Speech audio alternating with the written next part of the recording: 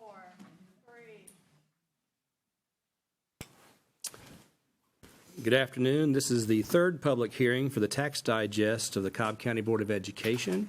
Right now I'm told we have no speakers, so what we will do is we will leave it open for 10 minutes while we wait, but first we'd like for Mr. Brad Johnson, our Chief Financial Officer, to come forward with his remarks. Thank you. Thank you, Mr. Chair. Mr. Chair, Mr. Vice Chair, members of the board, Mr. Superintendent, the FY 2018 general fund budget was approved by the Cobb County School Board in June of 2017. Included in this budget was a continuation of the same general fund millage rate as the year before at 18.9 mils. This means from a millage rate perspective, the school board did not raise taxes on the millage rate. The Cobb County School District has a long history of keeping property taxes low. The following are several statistics. The Cobb County Board of Education has kept the general fund millage rate the same at 18.9 mils since 2007. The last change in the general fund millage rate was a millage decrease in 2007 from 19 mils to 18.9 mils.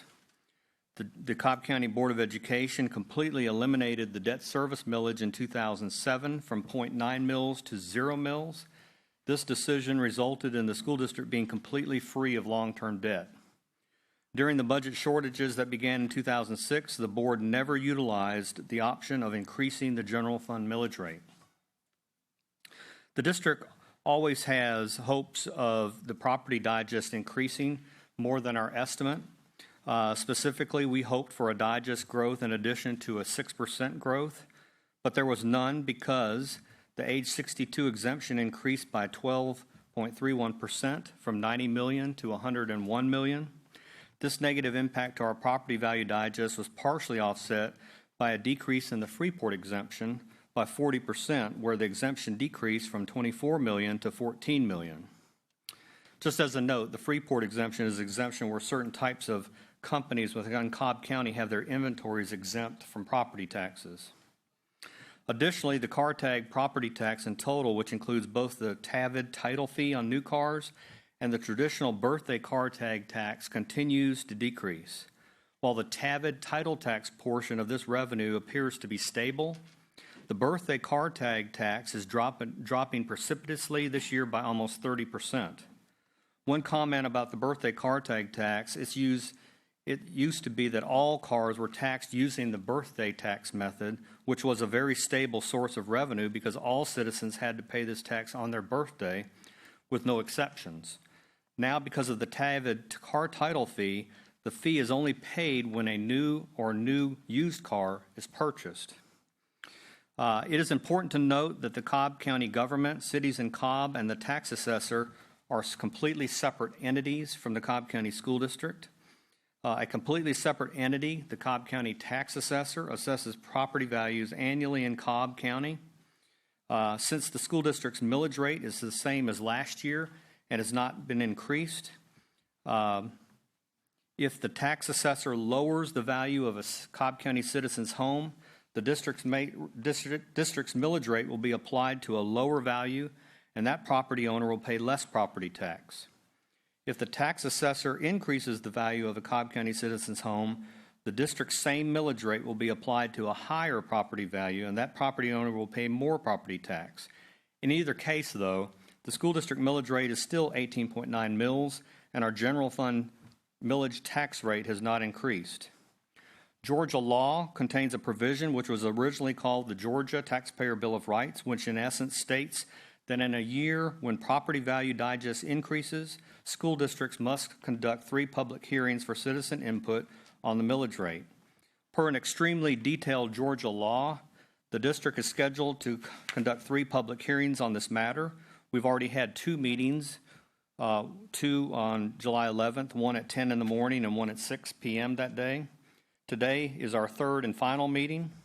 The district is scheduled to establish the general fund millage rate today on July 20th at the 7 p.m. board meeting voting session in the boardroom. Mr. Chair, this is my presentation for this afternoon. Thank you very much, Mr. Johnson, and thank you for all the work that your team does to put these numbers together and bring us the budget and analyze and sift through all the regulations. At this time, does anybody have any comments they would like to make? We still, to my knowledge, don't have any speakers, so if there's something someone wants to contribute to this. Yes, sir, Mr. Scamahorn.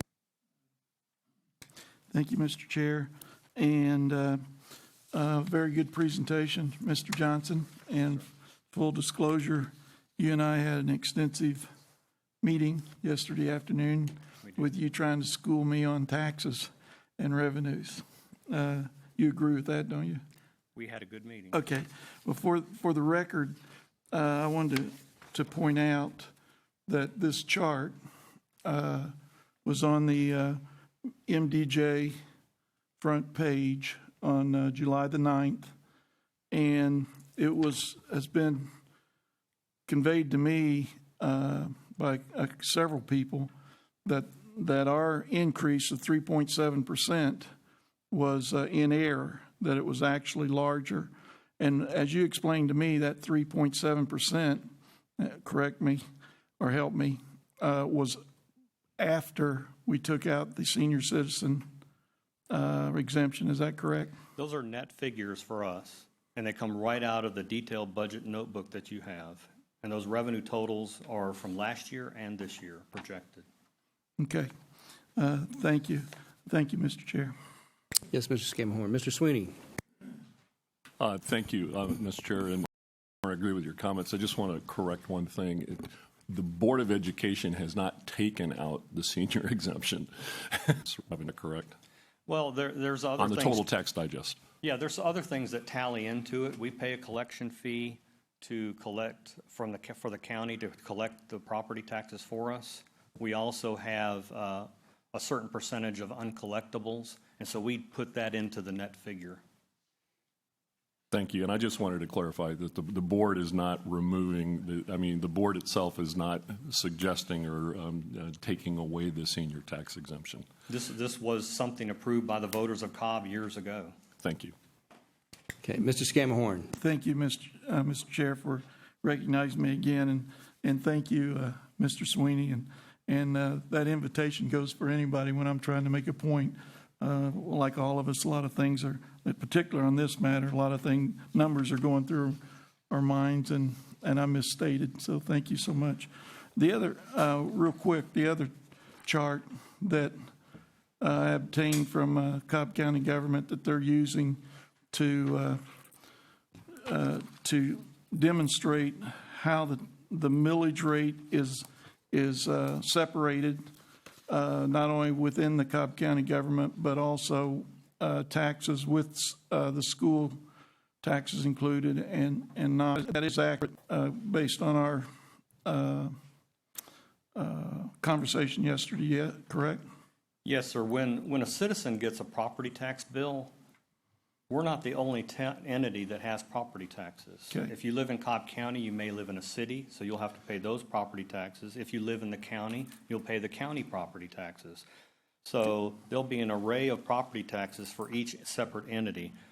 Like, for example, if someone lives in Kennesaw, you'll have property taxes for Kennesaw, you'll have property taxes for the Cobb County, and you'll have property taxes for the school district.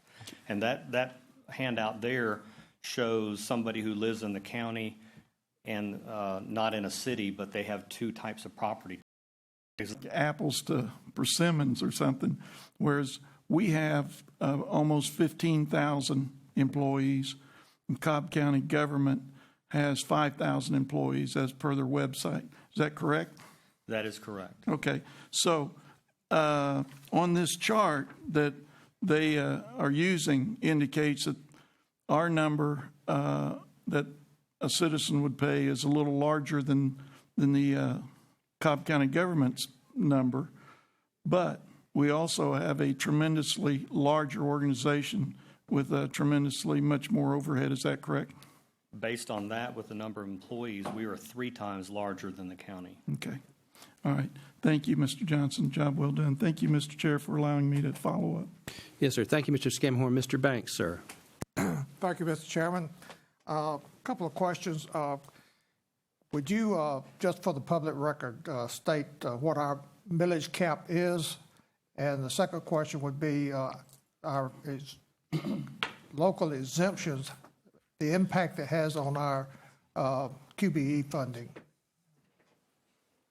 Okay. The millage rate is 18.9 mils, but just to go back in time and tell a story about QBE, in order to, What is our actual cap, though? the actual cap is 20 mils Right. per Georgia law. In order to participate in QBE, though, we have to at least charge 5 mils in property tax. Then we can participate in the QBE funding formula. But our millage is far greater than that because our costs are just higher. And most school districts are much higher than that. There are certain things that are subtracted from the QBE dollar figure. They have an array of formulas in the QBE formula of how to calculate revenue. And the main metric is number of students, the FTE count. So they put the FTE counts of students in various programs, compute the formulas, tally it up, and come up with a grand total. Then they have some subtractions from that. They have a formula for something that's called a local 5 mil share. So the local 5 mil share is the 5 mils that I was suggesting in order to participate in QBE. But their formula is built in such a way that they figure the local fair share based on not including our local exemptions. So in essence, they're taking our property digest at a higher level because our local exemptions haven't been excluded. And they take that higher total and multiply it times 5 mils, and it becomes 6.2 mils. So that's one thing that's deducted from that grand total in QBE. Secondly, back in 2003, there started to be austerity cuts. And we've had austerity cuts since 2003. The cumulative total is somewhere between, I don't have it in my notes here, but it's approaching $600 million cumulatively since 2003. We're still in the 18 budget that the board approved in June of 2017. We included in that is another $10 million in austerity cuts that they are deducting from our QBE total. The austerity cuts is an amount that the state needs to balance their budget. And then when they get a total for all the school districts in Georgia, it's basically distributed based on the student count in each district. So here you have a QBE funding total of an amount. They subtract the local fair share from that. They subtract the austerity cuts from that. And then we have a total of what's distributed to the districts. And that total is divided by 12 and distributed 1 month at a time to the school districts.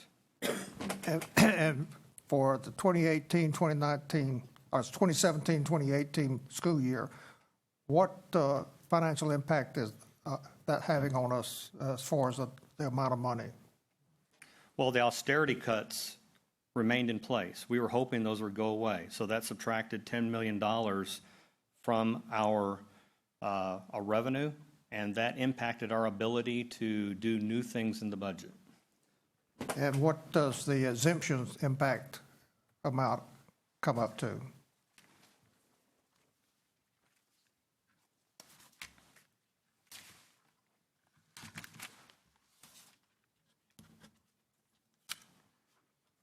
Mr. Banks, by far the biggest exemption is age 62 and older, which is $101 million. But there are other exemptions, and the grand total for exemptions, and this is dollars lost that are exempted from the digest, is $135 million. Thank you, Mr. Johnson. Thank you, Mr. Chairman. Thank you, Mr. Banks. Mr. Wheeler. Thank you, Mr. Chair. Mr. Johnson, you said, or if I heard you right, that we're paying somebody to collect these taxes for us. Yes. Do all school districts do that, or how do the people? What are the alternatives to collecting tax money? We pay a very low rate to the county. Otherwise, we'd have to bear the cost ourselves, and it's only 1.6%. And I think it's a good deal. This has been analyzed over the years, over the 30 years almost I've been here. And that seems to be a very good rate and a fairly good deal. Okay. I just didn't know how that worked. Interesting. Well, there's economies of scale too, because then citizens in Cobb County will just get one bill. Otherwise, we'd be sending a bill, the cities would be sending a bill, the county would be sending a bill. It's all included in one bill, and it's very much more efficient for the taxpayers. Okay. Thank you. Thank you, Mr. Wheeler and Mr. Scamhorn. Thank you, Mr. Chair. This may be more of a Mr. Adams question. If you don't know, I don't mean to blindside you, Mr. Adams, but in approximately 2010 to, 2013, 2014, do you have a number or close proximity of how many employees we had to reduce, either by layoff, not RIFs? I know we didn't have a RIF, but the reduction in employees, whether staff, faculty, whatever. Yeah, and after I respond to that, I'll ask Mr. Ragsdale to chime in, since he has an uncanny knack for remembering obscure numbers. Not that that's obscure, but we are currently still about 900 teachers down from that peak. I want to say that during the worst year that we reduced by either 12 or 1,500, but I'll have to check my records to see what the absolute number was that Is year. that for that 1 year, for the entire, because I know when I left the system about 2010, we were right on the cusp of starting to lose people. I was one of, no, I would. Let me research that and get you a number. I do have that in a file on my desktop, just not in front of me. Okay, I want to stress. So it actually started in 2008. Okay, I was and guessing 10. That was actually before teachers were part of the layoffs. And then the next year after 2008, it really started, and we, if memory serves me correct, I believe 800, or it might have been 600. It was between 600 and 800 was that first year. So all in all, when the employee, because it was employees, not just teachers, but when the employee layoffs were done, we were over 1,000.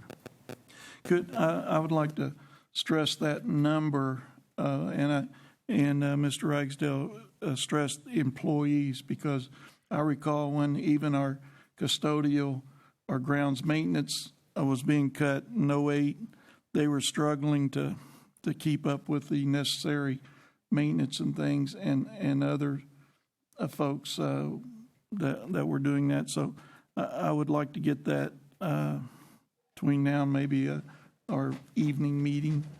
The other thing, Mr. Johnson, you just handed me this about temporary employees, and I had requested from our meeting how much substitute teachers were getting paid, and it says $10 an hour. Now, after I retired, I subbed for a year, and I was trying to remember, it was like $56 or $58 a day. I think that works out to $80 Yeah, 101. You've got it highlighted for me. Okay. The reason that I wanted to drive home that also is we are, and I think Ms. Thayer is going to discuss it from another perspective in our meeting, but I wanted to drive home the fact that we are even now paying such a low rate that it's very difficult to get substitute teachers. Is that correct? Are you aware of that? I know it's $80 a day, and that's the rate we're paying. Okay. And I don't know how it compares. At the peak, when again, around the late 90s, I think our max was $84 a day, and we were still having trouble back then, but it was because of a good economy, as I recall. You disagree with that? I don't remember. I don't really know how to answer that. Yeah, you were part of our system back then, were you? I think I was. And Mr. Chair, let's remember to keep our remarks confined to millage issues and hearing from the public. Well, thank you, Mr. Doyle, but I'm trying to drive home that all of us are getting dozens of emails where we're raising taxes and we're not concerned about where the money's going, and that's really where I'm trying to drive home. But if I got too far off the beaten path, thank you. Thank you, Mr. Chair. All right, yes, Mr. Scamhorn. Mr. Banks, one last thing pertinent to millage. Well, since history has been brought up, let me clarify some history. When I came on the board, and Mr. Morgan is the only one that's here, when I came on the board in 2009, that's when the economy was tanking. And so in 2009, 2010 school year, we elected to take a 2% pay cut for all employees. The second year, 2009, 2010, the deficit that we were incurring at that time, I think it was about $80 million. I mean, it was a huge amount, $80 or $90 million. So the board elected to terminate approximately, like I say, 1,000 plus teachers and employees. Our budget in 2008, in today's dollars, I don't think we've got anywhere near the amount, because that's been 10 years, and we have never recovered from that deficit that started back in 2008, 2009. So just for the public consumption, we're still trying to recover our teacher level and to reduce our classroom sizes. We're still trying to accomplish that, but the funds from the state and the local taxes are just not permitting that at this time. Thank you, Mr. Chair. Thank you, Mr. Banks. We started at 1:30. It's now 1:52. Without objection, we're going to adjourn the public hearing, and then we'll adjourn for our working session at 2 p.m.